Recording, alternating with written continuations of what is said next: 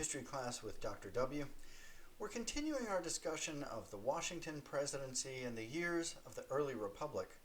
In the last lecture, we talked about the beginnings of the two-party system represented in the persons of Thomas Jefferson and Alexander Hamilton.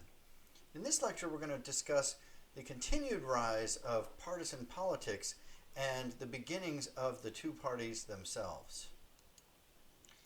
As collaborators who wrote the Federalist Papers together, James Madison and Alexander Hamilton had warned against the development of political factions, or what we would call today parties.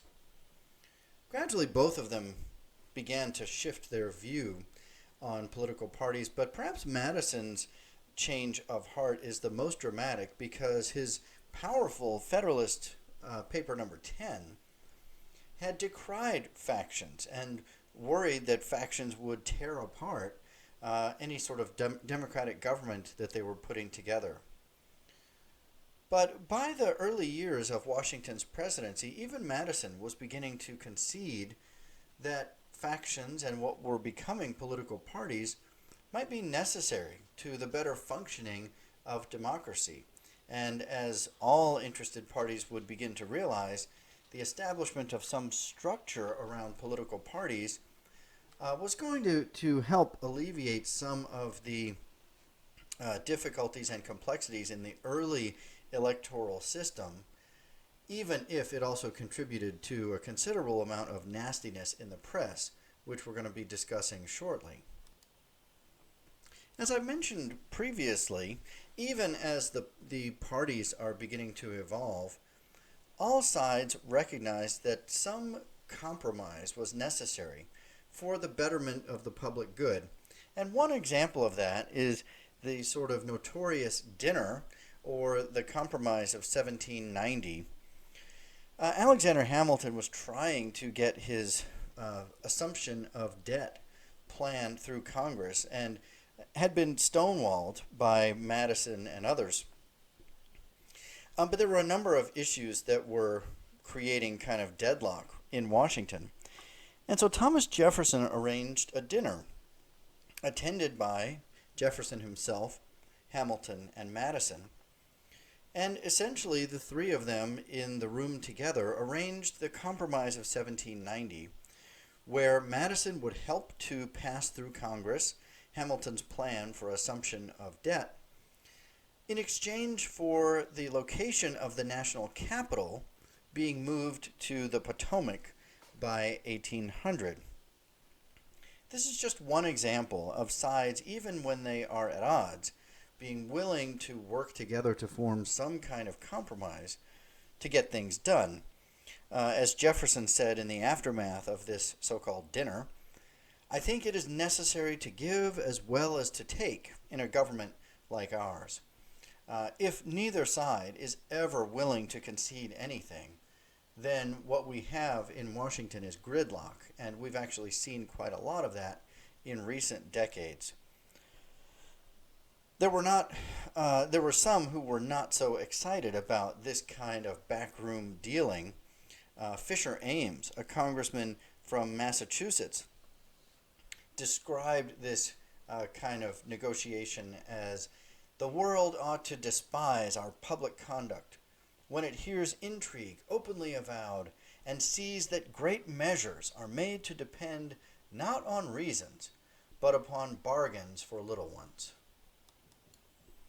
The two sides also had to hash out a plan for the national bank, and these debates began to draw into the light some of the differences between the growing two parties. It wasn't laid out clearly in the Constitution who would control something like a national bank or who had the right to even create it. And Jefferson, and what became the growing Republican Party, opposed the right of the president to create such a bank because it was not granted in the Constitution. And so this sort of argument comes to be known as strict construction of the Constitution. That is, if a power is not expressly laid out in the Constitution, then that power would be relegated to the states and the people to decide.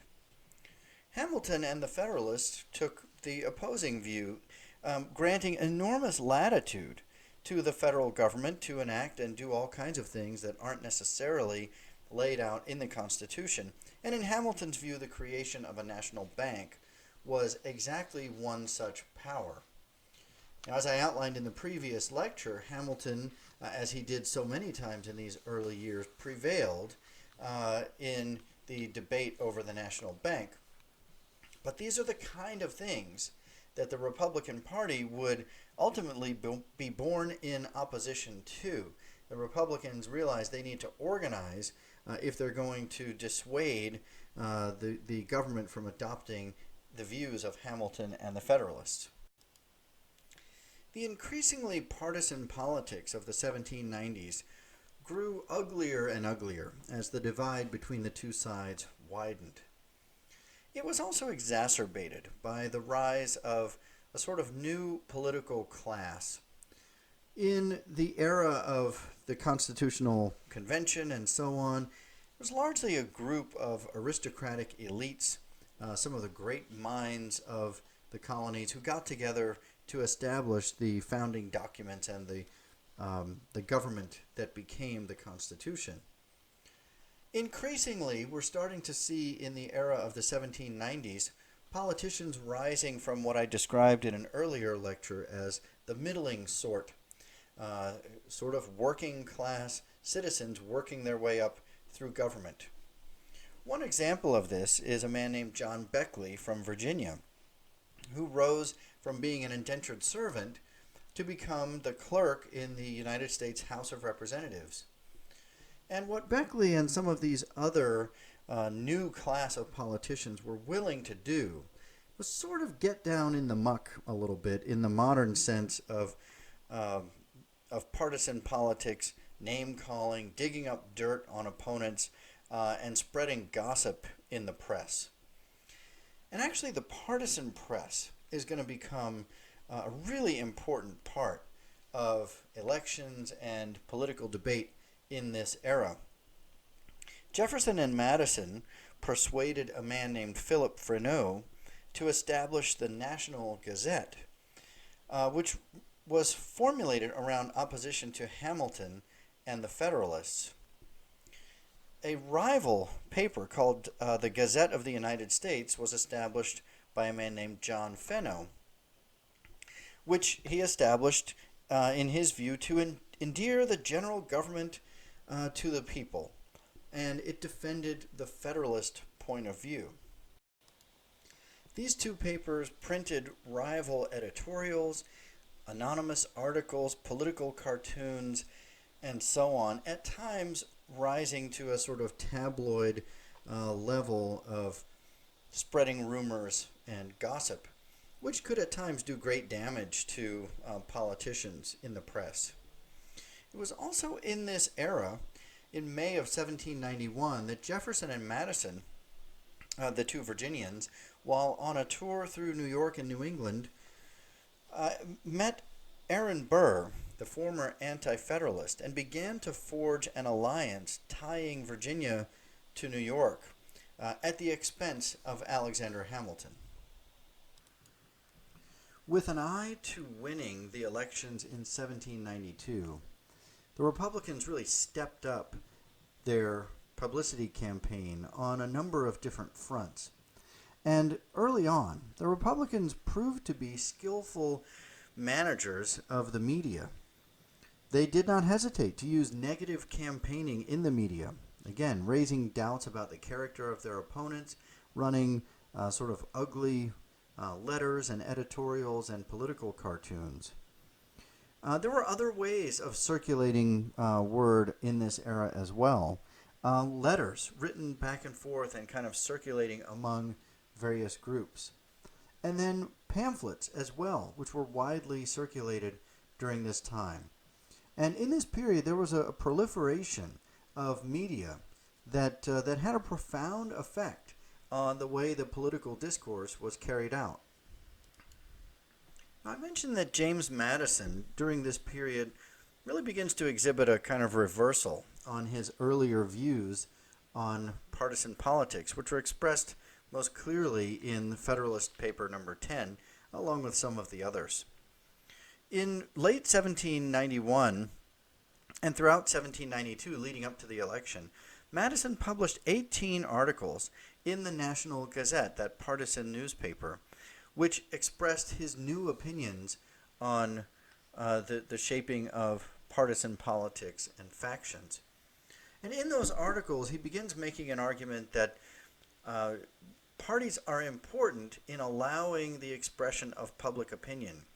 He was growing concerned that the strong federal government that he had helped to create would be sort of immune to public opinion if parties were not allowed to manifest themselves. Now, he's never entirely a fan of kind of the bitterness that parties could potentially create and the division for the sake of division. But he does begin to announce an opinion that parties are important to allow the people a way to express their opinions. From his side, Hamilton also began writing articles in the rival paper, the Gazette of the United States. His attacks were typically published under various pseudonyms and not attributed to him directly, but they were not as effective as Madison and the Republicans. And really the Federalists are kind of slow to adapt to the newfound media campaigns.